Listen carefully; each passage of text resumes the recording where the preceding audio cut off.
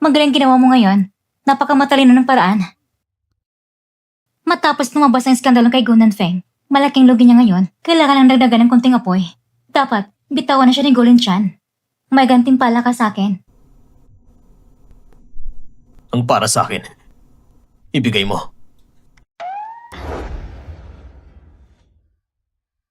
Kunin mo lang ng direkta.